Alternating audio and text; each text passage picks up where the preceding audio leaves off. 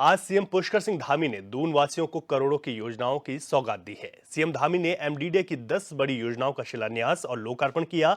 CM Dhami ने जिले वासियों को 200 करोड़ की योजनाओं की सौगात दी है, जिसमें तरला नागल में 36 करोड़ की लागत से सिटी फॉरेस्ट पार्क का निर्माण होना है। 100 करोड़ की लागत से ब्राह्मणवाला में आड़त बाजार सहारनपुर चौक से तहसील चौक तक सड़क चौड़ीकरण का कार्य है और मसूरी में 56 करोड़ रुपए की लागत से इको पार्क का निर्माण होना भी शामिल है। करने का कष्ट करेंगे। माननीय उपाध्यक्ष, जिस स्थान पर ये कार्यक्रम हो रहा है, ये 25 एकड़ से ज्यादा क्षेत्रफल में निर्मित सिटी पार्क है, जिसमें इसकी हरियाली को ध्यान में रखते हुए भू जल के स्तर को बढ़ाने के उद्देश्य से इसका निर्माण किया जा रहा है। लगभग एक वर्ष पूर्व इसका शिलान्यास किया जाए और लगभग हम लोगों ने इसको पूर्ण कर लिया है। इसके अलावा जिन योजनाओं का शिलान्यास है उसमें आड़त बाजार चौड़ीकरण के फलस्वरूप जो सड़क चौड़ीकरण होना है और जो व्यापारी प्रभावित होने उनको जहां पर हम लोग पुनर्वासित करेंगे उससे संबंधित विकास कार्य है। मसूरी माल रोड का फसाड और उसके सौंदर्यीकरण का कार्य है। मसूरी में एक प्राधिकरण की जमीन पूर्व से थी, वो भी लगभग 20 एकड़ है और उसको हम लोग इको फॉरेस्ट के रूप में विकसित कर रहे हैं। मसूरी आने वाले पर्यटकों को एक आकर्षण का केंद्र बनेगा। वहां पर भी जल संरक्षण और संवर्धन का हम लोगों ने उपाय किया हुआ है। हरबटपुर में बस अड्डा हमने बनाया तो अभी पूर्ण हो गया है, उसको आज लोकार्पित किया जा रहा है। माल देवता क्षेत्र में एक प्राकृतिक जल स्रोत है, वाटरफॉल है, जहाँ पर पर्यटक बहुत आते हैं और माननीय विधायक जी ने अनुरोध किया था कि वहाँ पर एक हम लोग पर्यटन स्थल के रूप में उसको विकसित कर सकते हैं। उसका आज हम लोग शिलान्यास कर रहे हैं। उसको आने वाले 4-5 महीनों में हम लोग बना करके पर्यटकों के लिए उपलब्ध कराएंगे। डिफेंस कॉलोनी में गौरा देवी पार्क है, वो भी एक वाटर बॉडी है, उसको भी पर्यटक स्थल के रूप में हम लोग विकसित कर रहे हैं। राजकीय इंटर कॉलेज मियांवाला के समीप एक जौहड़ की भूमि है जो अभी समतल है, वहां पर एक बहुत बड़ा तालाब बनाया जाना है ताकि जल संरक्षण और जल संवर्धन का कार्य किया जा सके।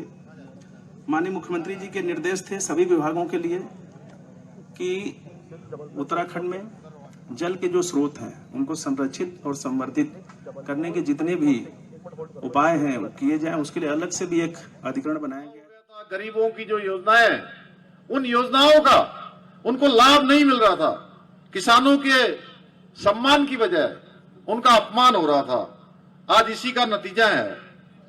इन सब पार्टियों को जनता ने न घर का छोड़ा है न घाट का छोड़ा है। वो उनकी दुकानें जो थी, जो फर्जी दुकानें थी, ऐसी दुकानें थी जो केवल लोगों को कुछ दिखाती तो थी लेकिन उसमें कोई सौदा नहीं था, उन दुकानों को बंद करने का काम देश की जनता ने भी कर दिया, उत्तराखंड की जनता ने भी कर दिया, क्योंकि उन्होंने हमेशा केवल और केवल अपने परिवार की चिंता करी, अपने दल की चिंता करी, अपनी पार्टी की चिंता करी। ऐसी पार्टियों ने, ऐसी सरकारों ने उस समय सबके जीवन के साथ खिलवाड़ करने का काम किया।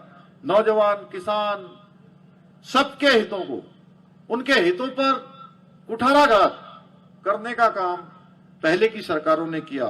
और हम जहां देवभूमि उत्तराखंड के रहने वाले हैं, हम वीर भूमि उत्तराखंड के भी हैं। 1947 से लेकर अगर आज तक की हम बात करें तो देश का कोई भी युद्ध हुआ हो, देश के अंदर कोई भी सुरक्षा की बात आई हो, तो उत्तराखंड के वीरों ने, यहाँ के सपूतों ने हमेशा बढ़ चढ़कर अपना योगदान दिया है। सर्वोच्च बलिदान देने का काम देवभूमि के वीरों ने हमेशा किया है। भाइयों बहनों, देश की सुरक्षा को भी खतरे में डालने का काम इन्होंने किया है।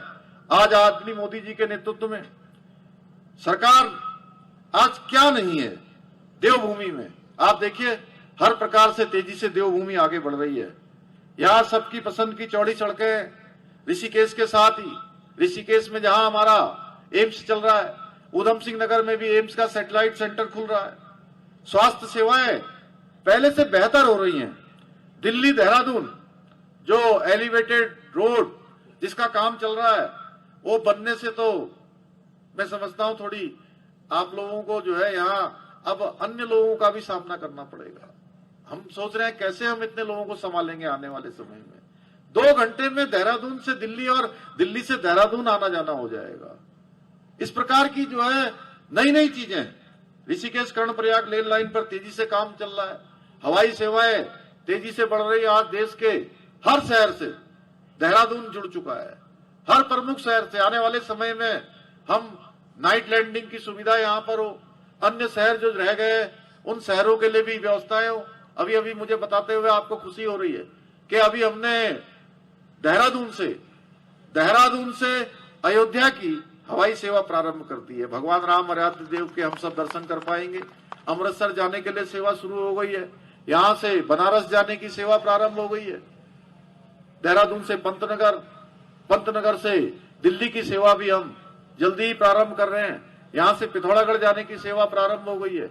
गौचर और चिन्याली सड़क की जो सेवा है उसको भी निकट भविष्य में हम नियमित रूप से शुरू करने वाले हैं।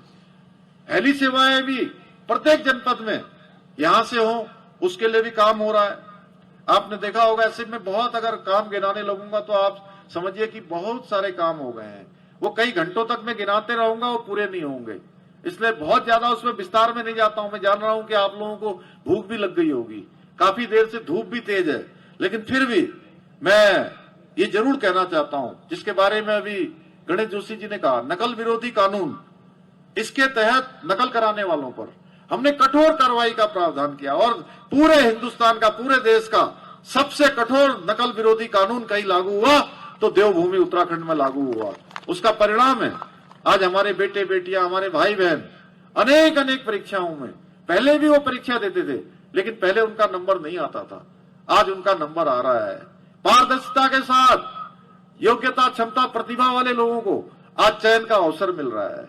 गरीब माता पिता जो अपने बेटे बेटियों को पढ़ाने के लिए, उनकी तैयारी करवाने के लिए अपने पेट मारकर, अपना कपड़ा न पहनकर, अपनी सारी सुख सुविधाओं में कटौती करने के बाद अपने बच्चे को पढ़ाने लिखाने के लिए भेजते थे, लेकिन उनका बच्चा उस चयन में नहीं होता था क्योंकि वो नकल के अपराध के कारण से उसकी मेहनत चोरी हो जाती थी, उसमें डकैती पड़ जाती थी, उसमें लूट हो जाती थी। हमने भाइयों बहनों ऐसे माता पिता और ऐसे बच्चों के लिए ये नकल विरोधी कानून बनाया कि उनकी मेहनत, उनकी प्रतिभा, क्षमता अब बेकार नहीं होगी, अब उनको चयन का अधिकार मिलेगा, चयन का अवसर मिलेगा। दंगा अभी देखा होगा आपने, महिलाओं को अधिकार देने के लिए पूरे उत्तराखंड के अंदर हमने, पूरे उत्तराखंड के लोग इस पुण्य काम के भागी हैं कि देश का सबसे पहले समान नागरिक संहिता का कानून, समान नागरिकता की गंगोत्री, सबकी समानता की गंगोत्री अगर कहीं से निकली है तो देवभूमि उत्तराखंड से निकली है। इसके साथ साथ ही लैंड जिहाद करने वालों के खिलाफ भी हमने कठोर कार्रवाई की है। अतिक्रमण, आज 3500 एकड़ से भी ज्यादा अतिक्रमण मुक्त पूरे उत्तराखंड के अंदर से सरकारी जमीनों को हमने कराया है। दंगा विरोधी कानून, आपने देखा होगा पिछले दिनों दंगा हो गया। अरे देवभूमि का संस्कार नहीं है, देवभूमि में तो शांति से रहने वाले लोग चाहिए। यहां पर वातावरण खराब करने वाले लोगों के लिए कोई स्थान नहीं है, इसलिए देवभूमि के अंदर कोई उपद्रव करेगा, दंगा करेगा, आगजनी करेगा, इस तरह से जो है घटनाओं को अंजाम देगा जिससे देवभूमि का माहौल खराब होगा, तो हमने कहा हम इसके लिए भी सख्त कानून का प्रावधान कर रहे हैं। दंगा विरोधी कानून हम लेकर आ गए हैं। अब जो भी दंगा करेगा, जो भी उपद्रव करेगा, आगजनी करेगा, अगर नुकसान करेगा, निजी किसी का नुकसान करेगा या सरकारी संपत्तियों का नुकसान करेगा, तो उसकी वसूली भी उसी से सुनिश्चित करवाई गई है। इस कानून के तहत उसी से सुनिश्चित होगी। अब आप स्वयं सोचिए, क्या यह पहले की सरकारों के समय में संभव था? बताइए, जोर से बताइए। मैं जान रहा हूं गर्मी हो रही है, लेकिन फिर भी जोर से बोलिए। नहीं था, लेकिन हमने हर असंभव कार्य चुनौती के रूप में स्वीकार किया। हमारे प्रधानमंत्री आदरणीय मोदी जी के आशीर्वाद से संभव करके दिखाया और आगे भी आपके आशीर्वाद से हर एक चुनौती को स्वीकार करते हुए उस चुनौती को भी हम संभव करेंगे।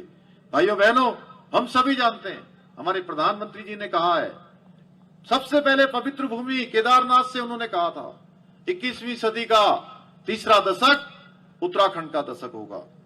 और उन्होंने यही नहीं बताया था, आदरणीय प्रधानमंत्री जी ने 21वीं सदी के तीसरे दशक को उत्तराखंड का दशक इसलिए बताया था क्योंकि यह दशक देवभूमि के चहुमुखी विकास का दशक है, क्योंकि यह दशक उत्तराखंड की महिलाओं को समान अधिकार देने का दशक है, क्योंकि यह दशक उत्तराखंड के साथ ही मानस खंडन मंदिर माला के तहत मंदिरों के सौंदर्यीकरण का दशक है, क्योंकि यह दशक उत्तराखंड को आत्मनिर्भर बनाने का दशक है, क्योंकि यह दशक एक सक्षम, समर्थ और विकसित उत्तराखंड बनाने की नींव का दशक है, क्योंकि यह दशक उन आकांक्षाओं को पूरा करने का दशक है जो कभी हमें असंभव लगती थी।